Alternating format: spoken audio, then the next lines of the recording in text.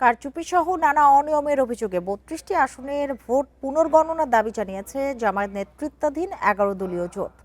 সকালে রাজধানীর আগারগাঁওয়ে নির্বাচন ভবনে ইসি কমিশনারদের সঙ্গে বৈঠক শেষে এসব কথা জানান ১১ দলীয় জোটের নেতারা। জামায়াতের সহকারী সেক্রেটারি জেনারেল হামিদুর রহমান আজাদ অভিযোগ করেন, অনেক কেন্দ্রে জাল ভোট দেওয়া হয়েছে, অনেক জায়গায় ভোট গণনায় জালিয়াতি করা হয়েছে বলেও অভিযোগ করেন তিনি। নির্বাচন কমিশনকে এসব অভিযোগ খতিয়ে দেখার অনুরোধ করেন আজাদ। রেইনবো অলরাউন্ডার এক্সটেরিয়র পে বাড়ির বাহিরের দেয়ালের সুরক্ষা নিয়ে থাকুন নিশ্চিন্ত, সাথে পাচ্ছেন 10 বছরের ওয়ারেন্টি। না হলে আইনি ব্যবস্থা নেওয়ার হুমকিও দেন তিনি। এ সময় তিনি নির্বাচন পরবর্তী সহিংসতার নিন্দা জানান। ১১ জোটের এই নেতা বলেন, এসব চলতে থাকলে তারা রাজপথে আন্দোলন গড়ে তুলবেন।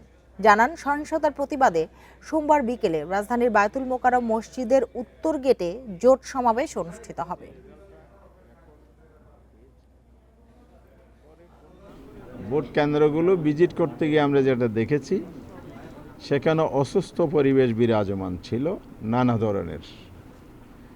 অর্থাৎ ভোট গ্রহণ সূচনা সুন্দর হলেও সমাপ্তি সুন্দর হয় নাই। এখানে জাল ভোট হয়েছে প্রচুর, কালো টাকার ছড়াছড়ি হয়েছে এবং কোথাও কোথাও হুমকি দমকি, সন্ত্রাস, মারামারি অথবা হামলার ঘটনা ঘটেছে।